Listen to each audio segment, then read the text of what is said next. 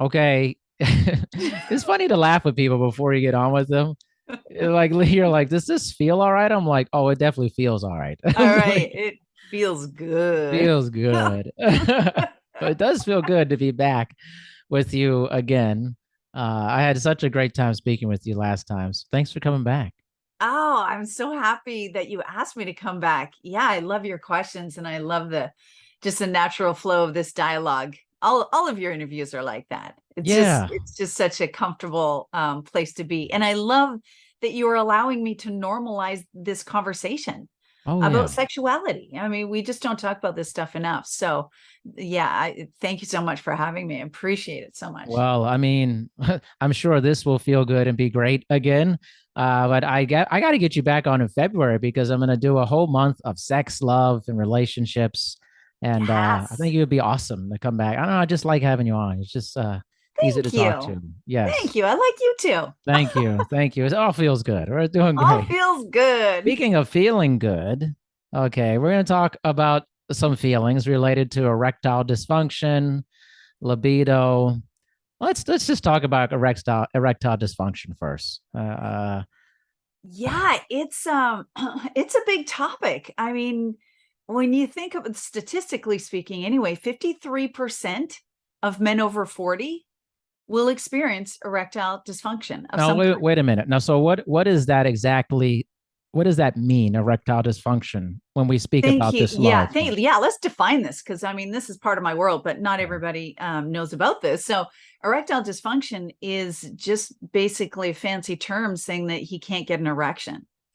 So whether that involves not being able to get an erection at any time, anywhere, no matter what's happening, or he has an erection, he starts fooling around with his partner, and then he loses it, can't maintain it, or has a partial erection, can't, and makes penetration very difficult with a woman. So it, it it takes many different forms and degrees of severity, but it really takes it puts your relationship through the ringer. I mean, I mean, just starting with beating down your ego as a man. If you can't perform, a lot of men, they start taking that to heart. Like, Right. I am dysfunctional. I am not a full man. Like guys take it really hard because their genitals are called their manhood for a reason. They identify so heavily with the genitals that if it's not functioning optimally the way they would like it to, then it's what do you do? What do you do? And that's what I teach women is to, hey, he can't get it up, no problem. Let's not exacerbate the situation and make it worse and make him feel worse by not paying attention to his soft penis. There's so many things you can do with it. And but a lot of people just think penetration, intercourse, that's what you do when you have sex with your partner. Yeah. A lot of people don't know that there are other options. And so if he has ED, which is short for erectile dysfunction, then often the couple don't know what to do. So they don't do anything. And years goes by and there's zero affection in the bedroom whatsoever. Yeah. You know what? And What is this partial erection business? Like, I don't think I've ever heard anybody say the word partial erection. It's just like they just can't get it up, or a whole thing. it's not necessarily an all or nothing thing, like completely flaccid or Yeah. completely rock hard. There are varying degrees in that spectrum. So he can look erect, like his penis can elongate, and and that's a whole different subject because It is. some guys are showers and some guys are growers, like. Yeah. Well, But he can look like it's starting to get firm, but not firm enough to actually have intercourse with someone. It's still too soft to penetrate. Let's say Yeah. that would be partial erection. Right. As far as the guy's concerned, it's still not an It's not erection an because erection. he can't put it in somewhere. Yeah, I like the somewhere. Yeah, Like, there's lots of different places. right, for sure. This is a deeper issue, though, I think, in the sense of why are this is interesting, I think, from a woman's point of view. Why do you think men have been so socialized into their genitalia being their identity as a man? Well, I think it comes from the societal treatment of men opposed to women. Okay. Like, men are studs if they're active in the bedroom and they're getting lots of girls. Women, they're sluts or whores. So it's a positive connotation to be very active sexually. And anytime that we think of sex, typically we think of penetration, intercourse. Oh, did you have sex tonight? Do you want to have sex tonight? That means, can I put my penis in your vagina? Usually, Right. not all the time, but it's sort of there's one road to that big O destination, and it is sex, or penetration, or a blowjob. Yeah. And even with a blowjob, sometimes women they're not sure what to do with the flaccid penis. So I think just all roads lead to intercourse, and men have been conditioned to perform, perform at work, perform in the relationship, bring home they're the breadwinner, perform in the bedroom. Men typically initiate. Men typically initiate a date. Like, men are expected to perform in so many ways in their life that when they can't perform in the bedroom, it's a big thing. So I think it's just, there's so many different facets of men performing in general that set them up for this performance anxiety when it comes to being between the sheets.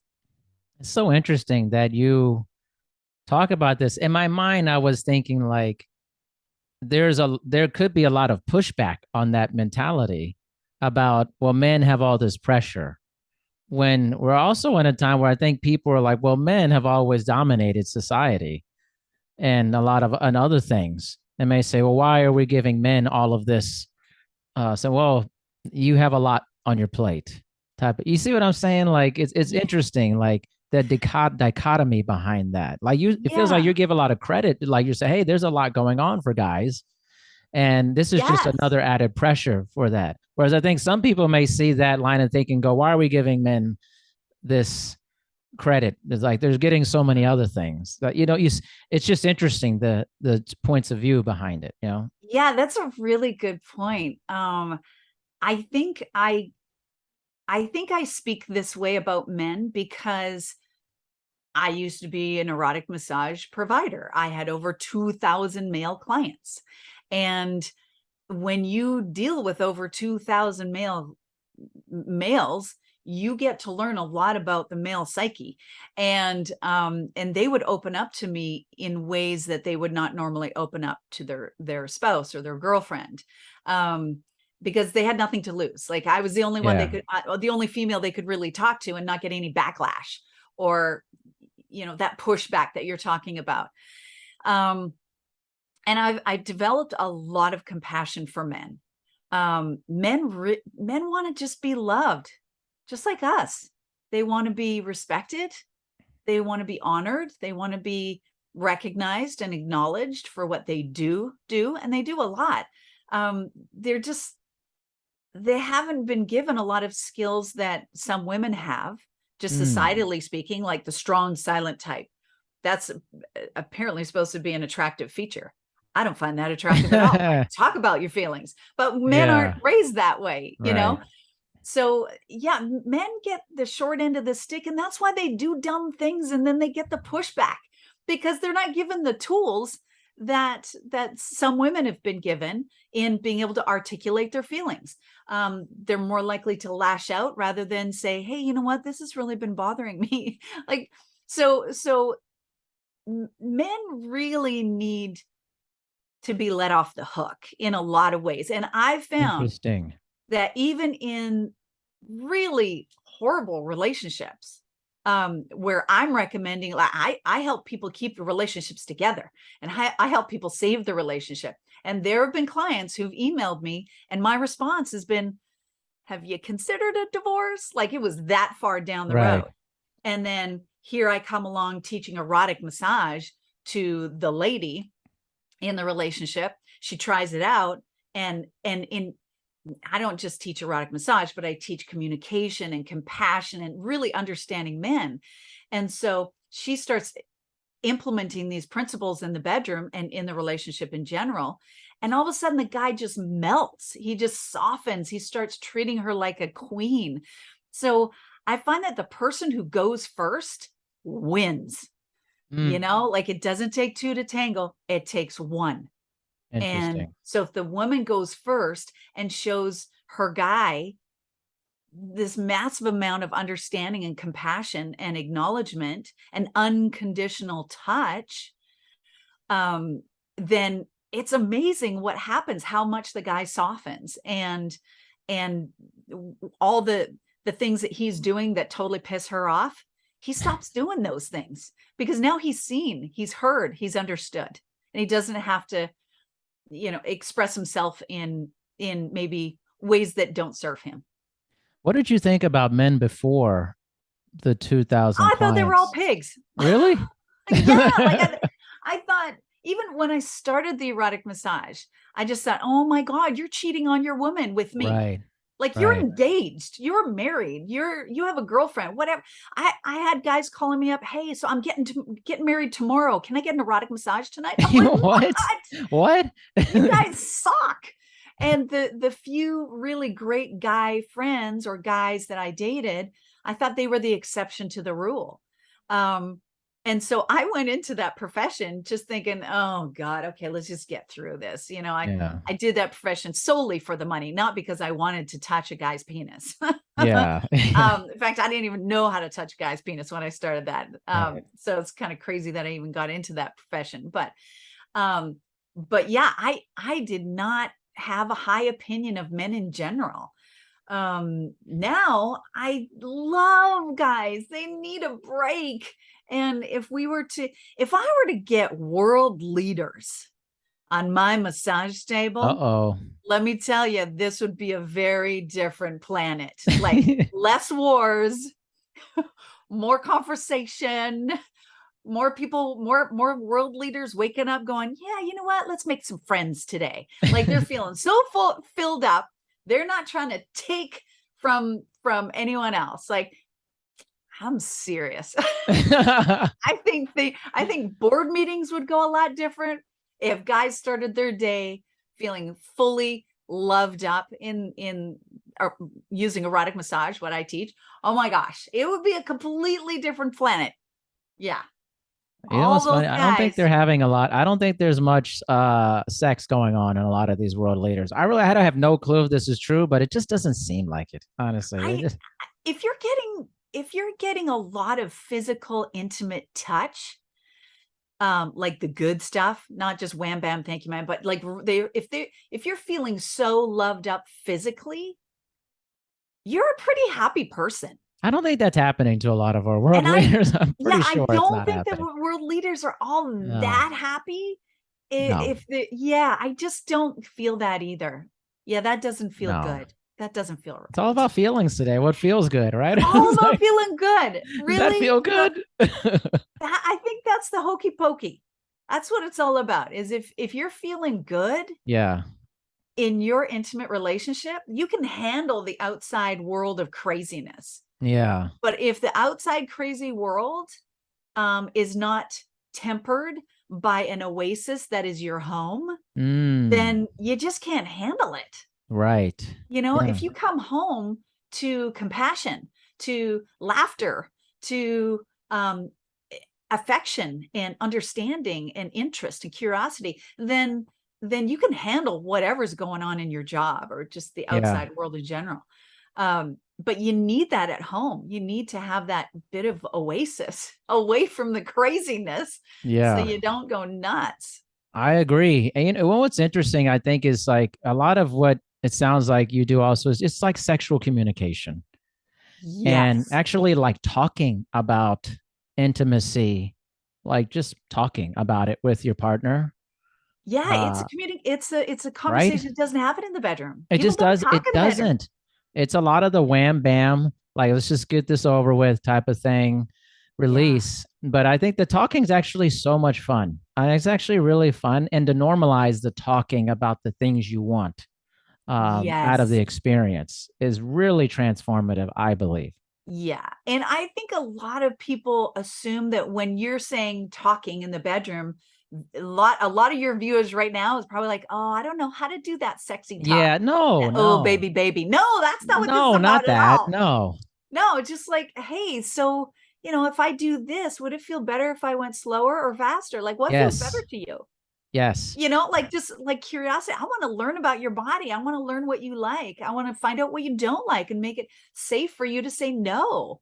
yeah, There's so many conversations going on upstairs in our brain that we're not articulating, and we're saying no, no, no in our brain, but we're not actually feeling safe to say no, yeah, or to say, hey, can we try this instead?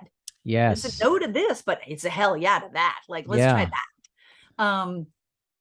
And just that's just not happening. And so I love teaching women how to talk in the bedroom, because it's really quite simple, really simple. It's just asking better questions. It is. That's the Yeah. basis for any good conversation.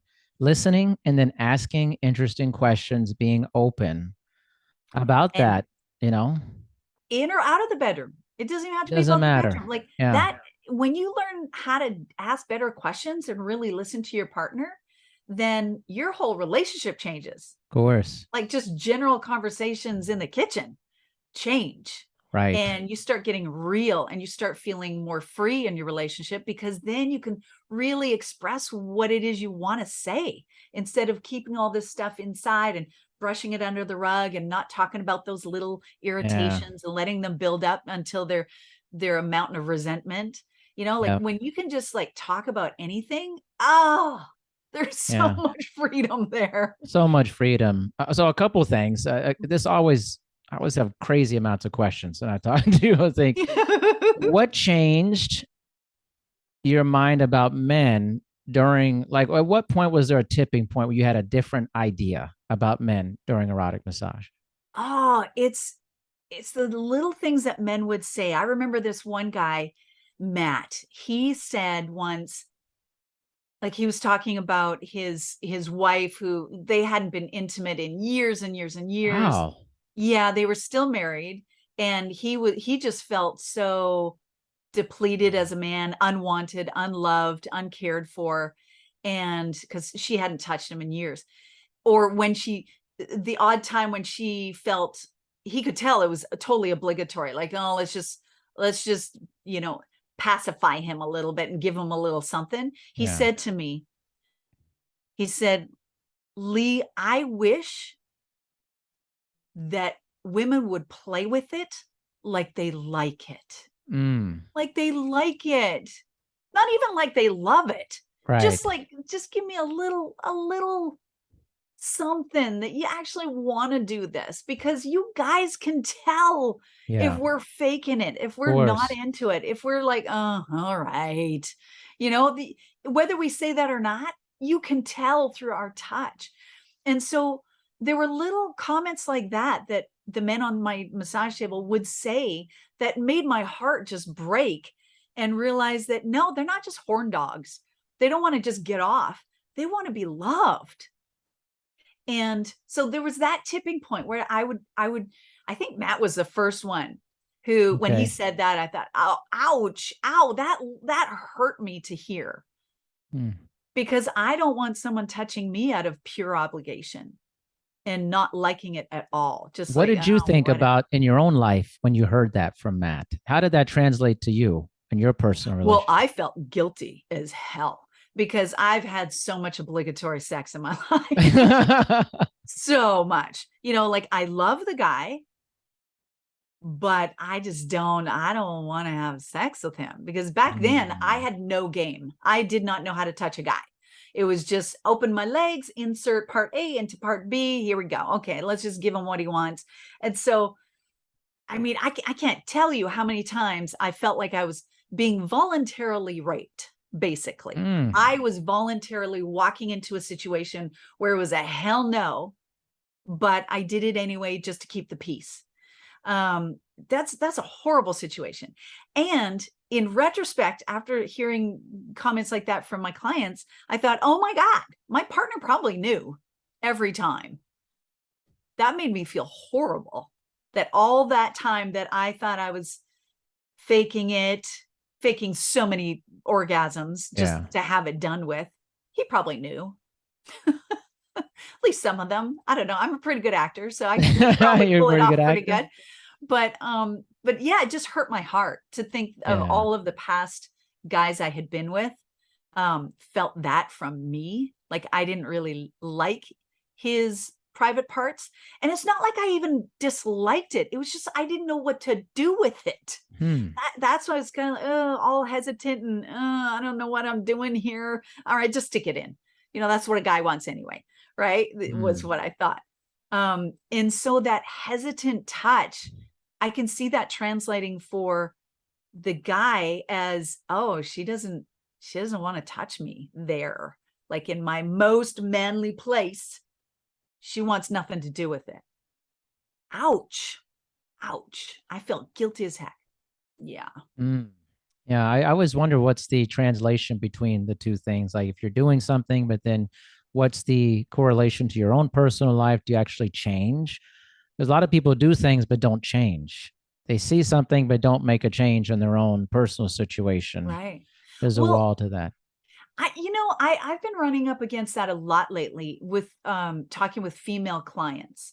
Because I have a lot of courses that I put women through, and I coaching and all the things on how to touch a man's body, head to toe, but especially down there in the juicy parts.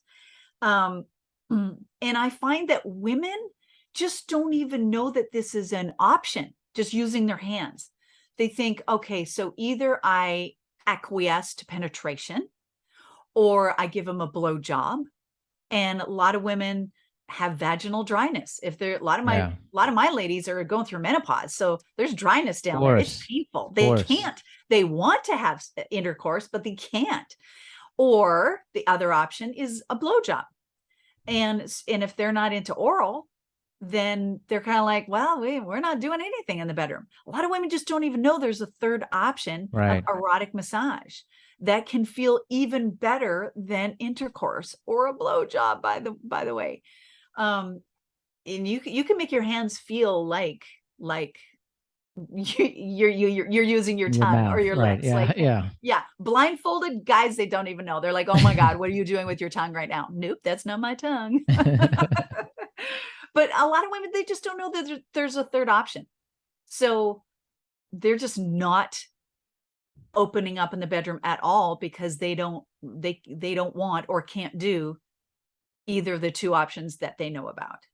Well, think about it like, okay, imagine you're a person in your 50s, late 40s, early 50s, whatever, and you haven't learned a thing about how to please your partner. I mean, you've lived a long life already. It can feel embarrassing, probably, to the person to be like, I just don't know what I'm doing. I'm going to avoid this. But isn't that the same thing we do with a lot of things? I don't know how to do this particular thing, so I'm just not going to try it. That's almost anything you try in Right. life. Because Like, we don't want to look you bad, don't want to look especially bad. in bed. Oh my God, that's Right. so vulnerable being in the bedroom and looking like, oh yeah, I know nothing. Like that's Yeah. so embarrassing is the perfect descriptive word there. Yeah. It's you're literally embarrassed and feeling like, why is it that I don't know this? I'm in my 40s and 50s and I've never learned this. And I've been having sex for decades and I Yeah. don't know this skill. What? So they feel a little like they don't even want to talk about the fact that they don't know what to do. Um, Yeah. yeah, and for a lot of women, like last night I had a coaching call and there were so many women who were like, oh my God, I've never actually said these words out loud. I've never been able to talk about this because I'm so embarrassed to even admit it. So yeah, embarrassed. It's unfortunate, but there's a lot of women and men feeling that way. Yeah. Like, you guys, you don't know a lot about what's going on down there either. You're thinking, No. yeah, I got a Yeah. penis here, I'm going to use it. You know, I'm gonna like, use my I'm penis. right. I know what to do with it. There's a hole there. I'm going to stick it in. Now, And they don't yes, realize there's nuances to there's that. definitely nuance. There's Like, nuances, and you can use other parts of your body to pleasure women too. So a lot of men, they're like, yeah, I don't know what to do. yeah, it's a sticky situation, literally. But Yeah. like, here's a sticky question. This could be so. This could. I think this could be controversial on some level. But like, okay, you're growing up. When would you? When is the appropriate time to learn this? When it's not deemed inappropriate by, I don't know, a larger society. Right. No, because I mean, I have a big issue around inappropriate. Like, they're underage, which is an arbitrary number, by the way. Sometimes it's 18, sometimes it's 21, sometimes 19, whatever. It's yeah, this yeah, arbitrary age where now it's appropriate to talk about what was previously inappropriate, about biological parts of your body that are right, totally natural, by the way. And the time, like for boys, oh my gosh, their hormones are raging in their teenage years. yeah, And yet it's inappropriate to be talking about body parts, about birds and bees, like reproduction. This is how we maintain having a human population, people. Like, this is just biology. It's but people have a hard this is time with that, though. They're like, if you're in high such a hard school time. and you're I teaching think it's sex ed, like, how do you teach? oh, Is like what you're teaching. You realize, right? People, they'll be up in arms about that if it's taught in high school, totally. right? But I don't teach, like, what I teach is so respectful. Like, how do you touch another person in a way that conveys your affection and love for them? Like, it's not Yeah, about whacking a guy off. This is the furthest thing from it. It's about how to talk about your needs. It's about how to say no. Like, I don't yeah, encourage people to go out and have sex. I encourage people to say no when they yeah, don't want to have sex.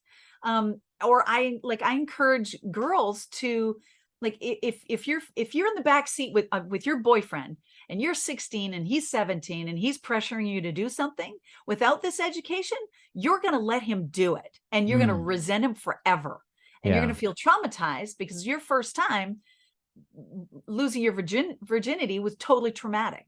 right, And so with education comes power, because she can go, actually, you know what, I'm really cool with third base, but I'm not so yeah, cool with home plate here. Like, let's just totally make out. But a girl is never going to say that in the backseat of a car. She just doesn't have the words. She doesn't have the yeah, communication. And what I teach is empowerment. I don't teach sex. I teach empowerment in right, the bedroom, out of the bedroom, and to ask for what you want. And in a lot of cases, that's not wanting penetration. right.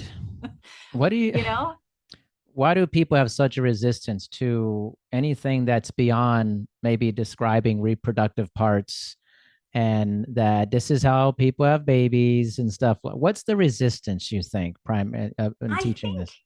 I think because it goes against a lot of things we've just been ingrained with, like Hmm. religious teachings Sure. making any kind of sex outside of wedlock Right. a sin, Right. or using sex for anything other than making babies Right. a sin. So we've been indoctrinated with a lot of these, like, generational Yeah. messages, and great grandma talked about this to grandma, and grandma talked about this to mom, and mom talked about that to me, only because that's how it's always been. Right. Not because it made any sense, but that's how it's always been. And I think it's rooted in religion, is Yeah. my guess. Um, and that's, I mean, religion, that's I mean, there's a lot of puritanical thought processes that continue throughout the decades. And I yeah. think, but also adding to that, I just think in addition to that, I totally jive with that. In addition to that, I think there's just a lot of people that feel like they want to teach their children about it and not have the school system. My pushback on that is, excuse my part of my French, they don't know what the fuck they're doing. So why do they want the responsibility when they don't know anything about what that is actually? I don't believe Yeah. most parents know anything about how to teach their kids about sexual intercourse, non-sexual intercourse, all that. They don't know anything, but they want to be the ones to do it, but they don't know. That's weird Right. to me. Well, they think they know. They do know a lot. It may not be serving their kids. Like they Yeah. know that sex is bad. Just say no. Abstinence. They know a lot, but it Yeah. may not be serving their kids It in the may long. not be serving their kids well, It's right? not I mean, like, yeah, and in their mind, yeah, I know this has served me well, and this is how it's always been. And so that's what I'm teaching my son and daughter, because that's just how it is, and that's the yeah, right way to do it. And that's really unfortunate. What we should be teaching young kids is empowerment, is speaking up for themselves. We tell kids, not even sexually related, but we tell kids, sit down and shut up, do yeah, as you're told. Like we condition them to not have a voice yeah, in Western civilization anyway.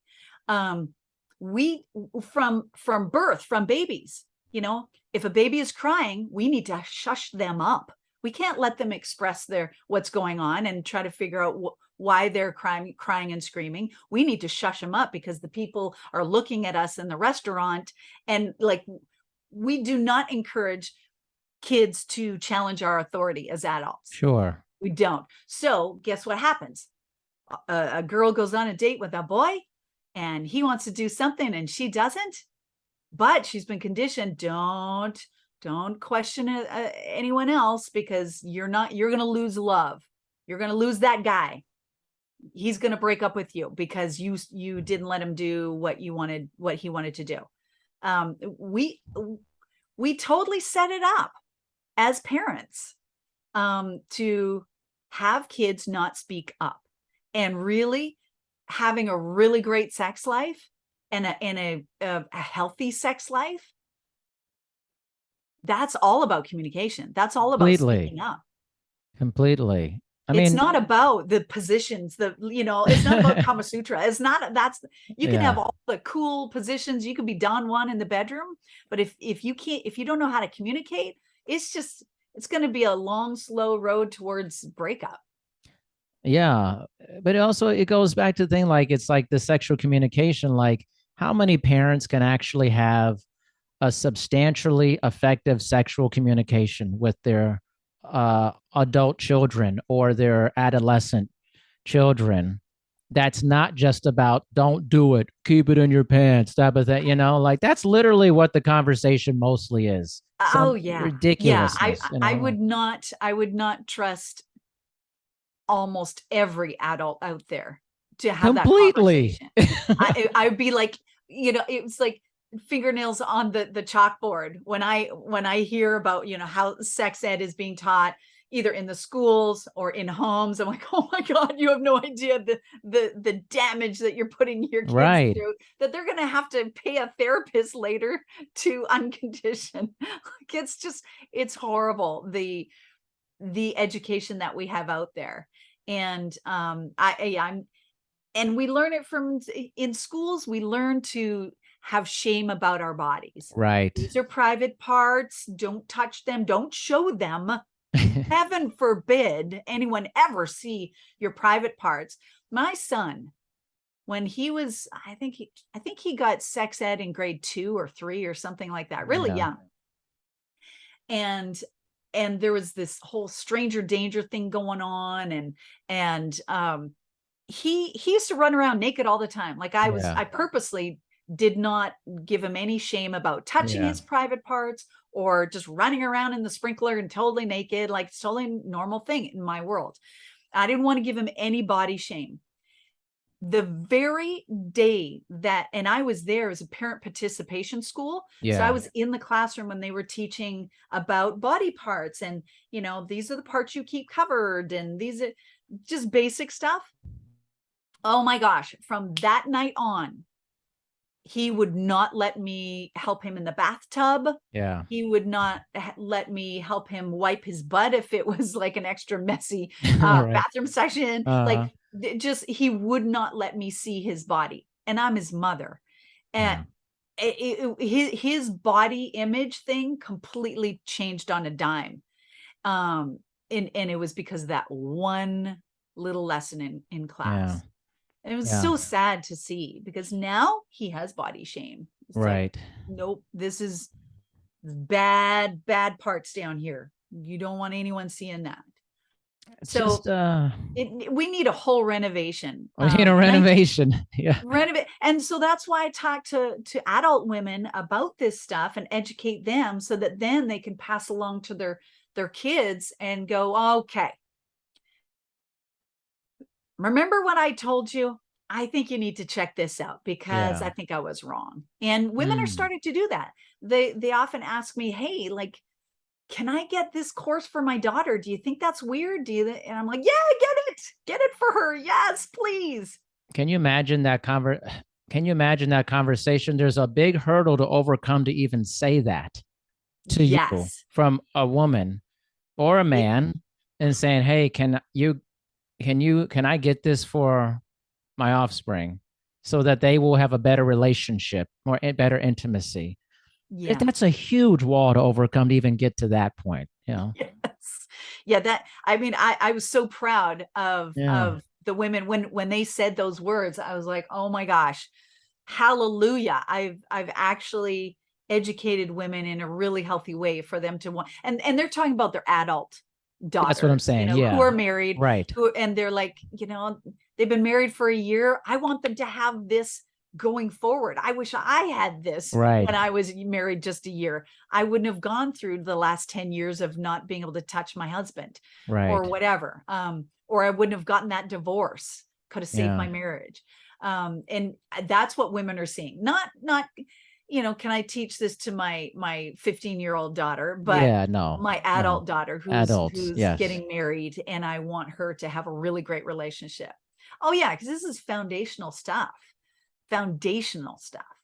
Yeah. Um, I say all the time, like, divorce starts between the sheets and Mm. ends between the lawyers. It does in between the lines.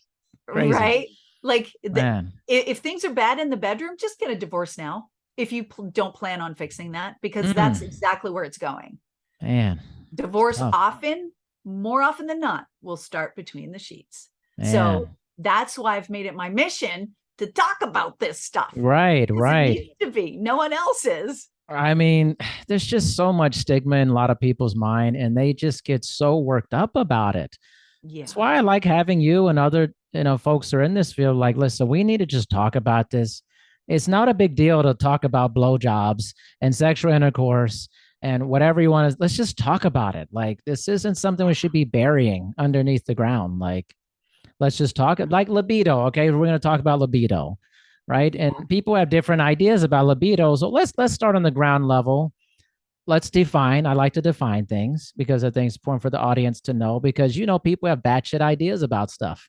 Oh They yeah. don't know about. They You don't know. know. Exactly. So libido is your sexual drive, your level of desire to engage in sexual activities. And I find there libido has heavy weight. Like, I can't even tell you, Darian, how many women say to me, I've got a really low libido since I had a hysterectomy, or since I've gone through menopause, or whatever. Like, my libido is dead. Help. How do I get it back? And honestly, from what I've seen and from my experience, I think we put way too much emphasis on libido to be present in order to engage with their partner. Mm, And let me explain that. I know, okay. because a lot of your listeners just called bullshit on what I just said. You're like, well, I need to feel into, like, I need to have this libido to do this. Right. Like, if I'm not in the mood and I engage in sexual activity, isn't that obligatory sex? Right. Mm, And I'm not for obligatory sex. Like, no, not at all. But what studies have found is, there's even TED Talks on this. It's so cool. What's been discovered is that when you engage in something, in some kind of activity, you engage in that activity, whether you're in the mood to engage in it or not, in or out of the bedroom, you get in the mood to do that activity more, like to continue doing that activity. Like I may not be in the mood to go to the gym, but once I get my butt to the gym and put on my sneakers and or tennis shoes, I'm Canadian, sneakers is what we say, um, and get on that treadmill or get on that leg press or go to that aerobics class or whatever, then it's like, oh yeah, okay, now I'm in the mood. Now this feels great. But if I relied on being in the mood to work out, I'd never go to the gym. Of course. But I'm glad I went to the gym and I'm glad I started, and afterwards I feel way better and I'm just breathing better and I'm sweating, I'm feeling awesome, and I'm really glad I engaged in that activity. Sex can be the same way. Like often we're not in the mood to engage intimately, and I like to say playtime, because that doesn't always mean penetration. It could mean a lot of intimate play activities. So if we are not in the mood to engage in adult playtime, but we start something anyway, like you start by just kissing your partner, Right. little makeout session or a massage or whatever, just something intimate with your partner that will get you in the mood. So you can affect your libido. Don't wait for your libido to determine whether you take action or not. Taking the action will up your libido. I love So that. yeah, so that's what I tell women, like throw out the libido. You'll get in the mood and you'll physically, like a lot of women have said who've gone through menopause, have a lot of vaginal dryness down there. So of course they're not in the mood, their libido's crashed. And when they start giving their guy an erotic massage and engaging in this awesome communication and really getting intimate verbally, intellectually, emotionally with their partner, all of a sudden juices start flowing down there. Like they have a physiological response to that touch and to that intimacy with their partner. So now there's lots of lubrication in their vagina. Yeah. Like there's not a problem there. Right. So we've got it backwards. Don't wait for the libido to be kicking in high gear in order for you to make the move. That is probably a common objection maybe with people that talk to you, was like, well, I'm just not in the mood all the time. So how do I make myself get in the mood? I think that's probably a lot of people's issue, you know? Yeah, it's just it's the wrong question. You don't need to get in the mood. Like Yeah. throw that out. It's a total myth. Total myth. Yeah. It's amazing, right? I mean, yeah. And and then we start looking at intimate connection with our partner as not really about sex. It's about compassion. It's about intimacy. It's about just being, it's about an act of kindness to your partner. Like right. I would like to give you I like to call it a magic massage. Like I'll ask my partner in the morning, hey, would you like a magic massage? Not because I'm in the mood to make anything happen for me, but just because it'd be a really nice thing. Yeah. Nice way to start his day. I mean, what a great way to feel good to start the day. Right. Right. And so when I take action in the bedroom, when I'm not in the mood, then it becomes not about me. Yeah. It becomes what am I going to give? What am I going to do for my partner to please them? And I'm not talking about servicing your guy. I'm talking about just being sweet to them. Yeah. Like just touching them in a way that makes them feel how much I love them. Yeah. That kind of thing. And that will get me in the mood often, but it doesn't need to. It's just it's a separate thing. And when you are treated with such generosity in the bedroom, everything in your relationship changes. I like to say the best relationships I've ever seen have been this almost competition, this game of who can be the most generous in the bedroom or in your relationship. Like What's your partner's love language? Maybe they like to be touched a lot. How can I touch them in all these different ways? I walk by them doing the dishes and I give them a little squeeze as I go by. Or sitting next to them watching Netflix and I put my hand, I have some Yeah. kind of contact. Like how generous can I be with my touch? How Mm. generous can I be with my words of appreciation for them? When you're giving, being as generous as possible, your partner is going to want to reciprocate that. Generally speaking, this is law of reciprocation, where if someone's being so nice to you, you kind of want to be nice to them back. Right. Right. So if you're giving and giving and giving to your partner, generally speaking, unless they're a complete narcissist, then they're going to want to give to you too. Yeah. And then it becomes this fun little competition. And God, that's a really fun relationship. Yeah. It is a fun When you're relationship. not giving and taking, you're just giving, and they're giving. So there's a lot of receiving going on. Yeah. I just Yeah. love what you do, Leah. It's why I just keep having you back on. It's like you just have a lot of wisdom and power. And I mean, you have positively affected my sex life with Michelle. And all the we talk all the time. Great sexual communication. And we were laughing about the powdered sugar the other day. That was funny. We were chatting about that. So you've come up in our bedroom, which is fun. Let's turn the tide though. We talked about libido for women. What about for men and the Yeah. conversation around that? Well, you had mentioned earlier erectile dysfunction. Mm-hmm. That takes a beating on a guy's Right. libido, because if he can't perform in the way that he is used to, then he's not going to want to be put in that situation to put on display for his partner. Yep, I'm not working again today.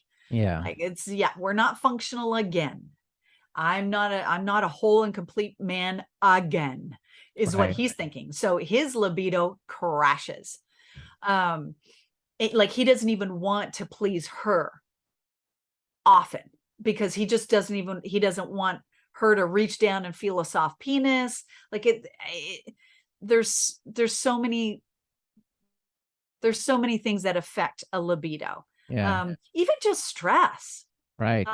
stress at work, stress with the stock market, whatever. Medication can affect your libido and your erection. Right. Any kind of surgeries, diabetes, all those kinds of things can totally affect a libido. And then without a lot of great communication, the woman is thinking, oh, he doesn't love me anymore. Or is he cheating on me? Is he getting it elsewhere and he's not asking for it here? That's a big concern for women. So yeah, I think libido is a symptom of something else. Mm. Libido in and of itself, whether you have it or not, is not such a big deal. What the better question is, what is that libido indicating? Like, are your hormones all out of whack? Do you need to see the doctor? Because there's one of your organs that controls the release of that hormones, maybe it's not functioning properly. You got to get that checked out. Right. So libido in and of itself isn't a big deal, but it has major repercussions, ripple effects in a relationship. So it's got to be talked about and Most explored. definitely. Like, what's going on here? Why are you not in the mood? Let's talk about this. And not in a what have you done for me lately kind of thing, but in just an honest, curious, exploratory, I really want to figure this out because I Yeah. value our relationship and I want you to feel great in the bedroom and know that I love you, and know that I want to express my love in physical ways to you.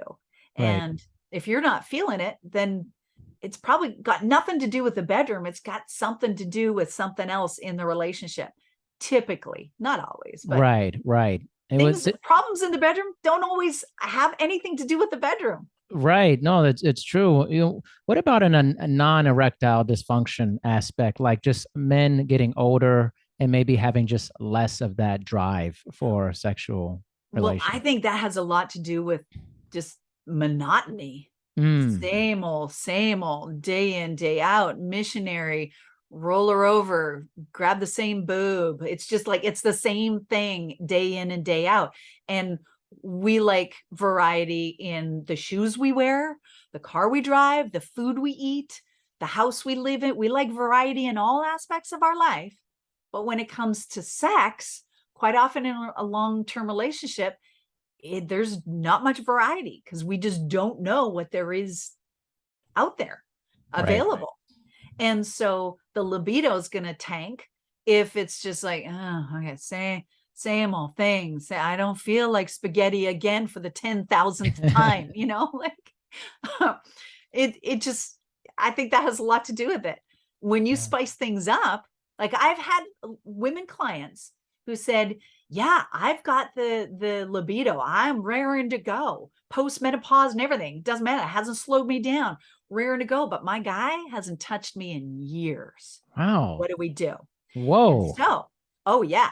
And so I teach her how to approach the conversation in the bedroom and to get him to try something new, and in a way that he doesn't have to perform in any way, like the powdered sugar technique you're talking about. Yeah.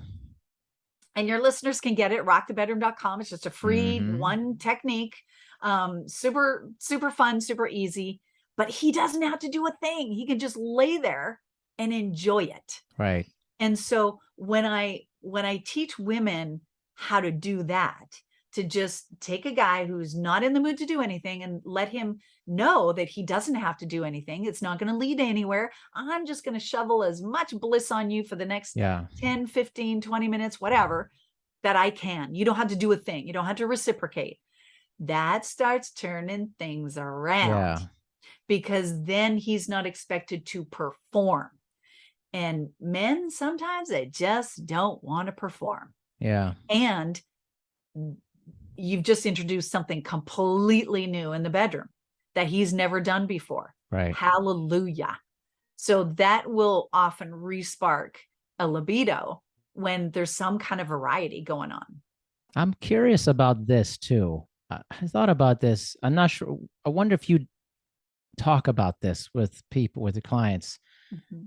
What about when someone who maybe, I have no one in mind, just put this disclaimer out here. This is just a general Not question. asking for a friend. This is not asking for a friend. This is literally just popped in my mind. Do you ever talk about libido in terms of maybe when some people got together, let's say it was a really long time ago, and they were both in really good physical condition, and maybe one of the people ended up becoming, let's say, overweight or obese, or they're just changed so much physically.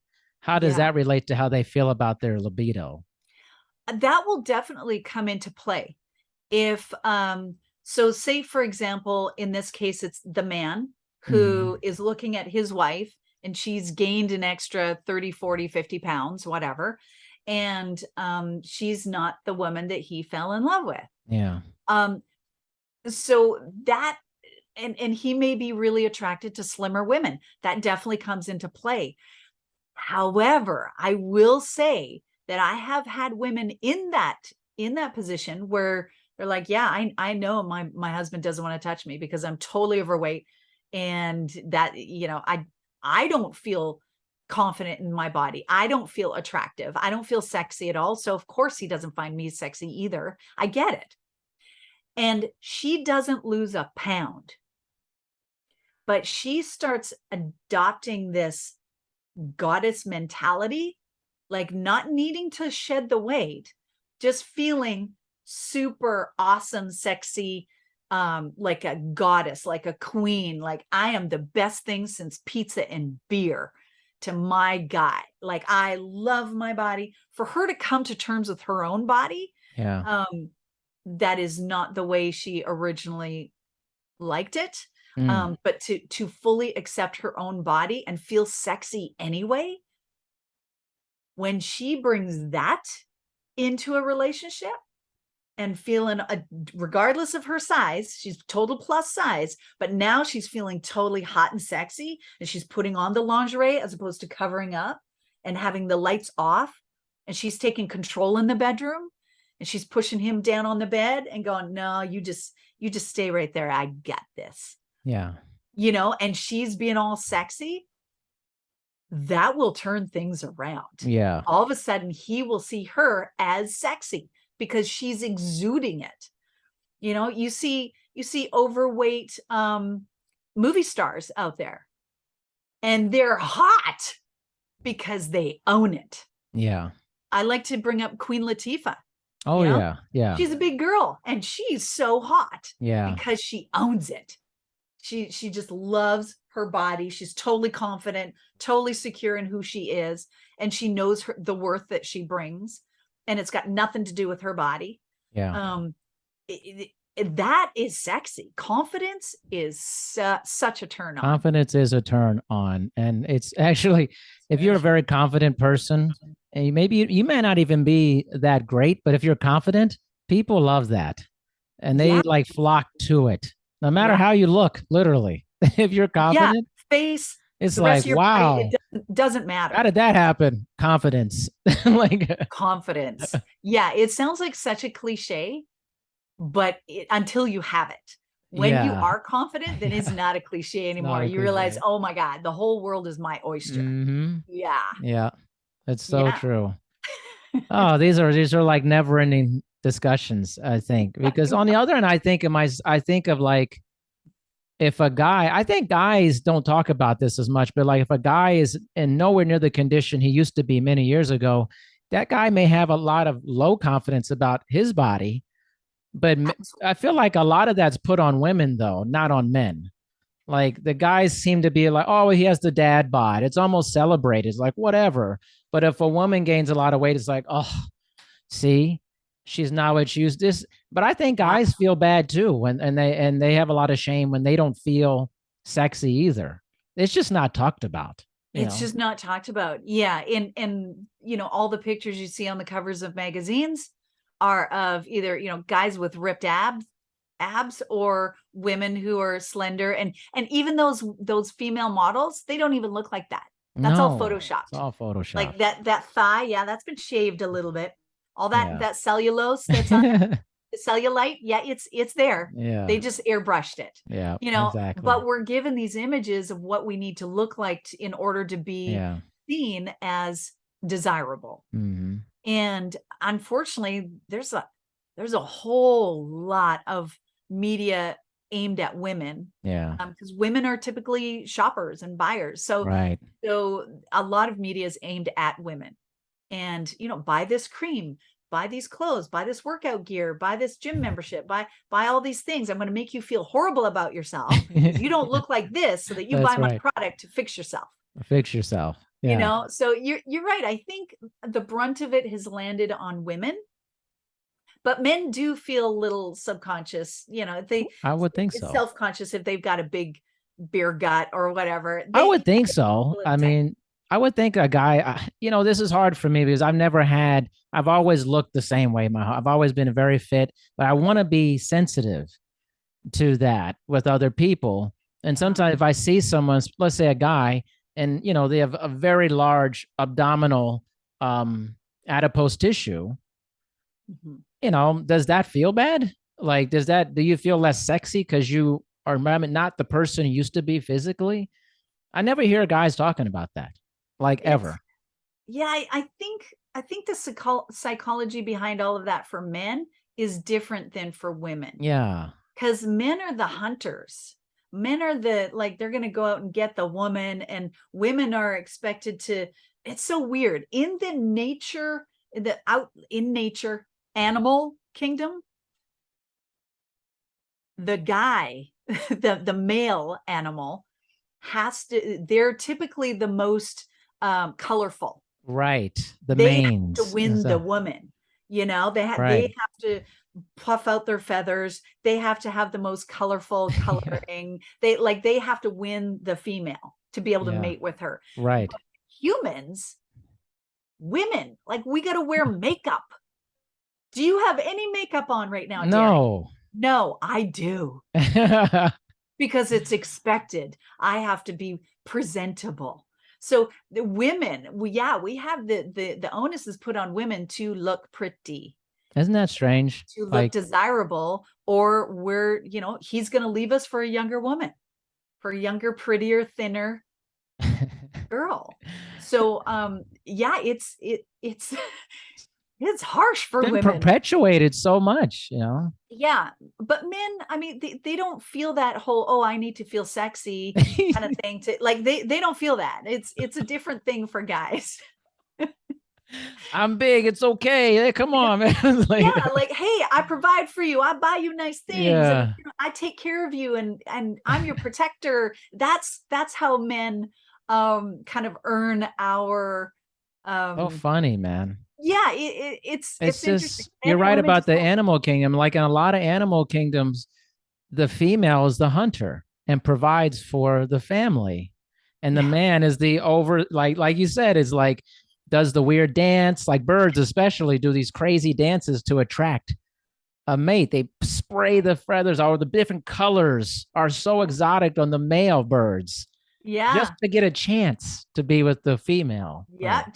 just to prove their worthiness. Some Yeah, guys it do that at clubs, okay? They do. Some guys do that at clubs, okay? They're the they're the I think bird, that's where the gold chains the came from. gold chains. You No, it know, it's a happens little at animal clubs. kingdom thing going on. Like, right? They stand on the wall looking around. Hey, wearing a certain outfit. Yeah, the vibe, you know, it's like the haircut, you know, the muscles, you know, there's something, you know. Like, Right. Yeah. Yeah. There's a little something there going on. yeah, that's creepy too. But anyway, it's like, I mean, come on, does that work? I mean, I don't know. Like, I don't know. Not so much on me. I mean, that's nice eye candy, but if you open your mouth and you got nothing to say, then yeah, it's over. it's done. It's done. It's Those done. looks aren't gonna last, buddy. Like it's eye candy, but you got to be able to say something Right? intellectual. You walk over, you're like, "Wow, interesting," and starts talking. Never mind.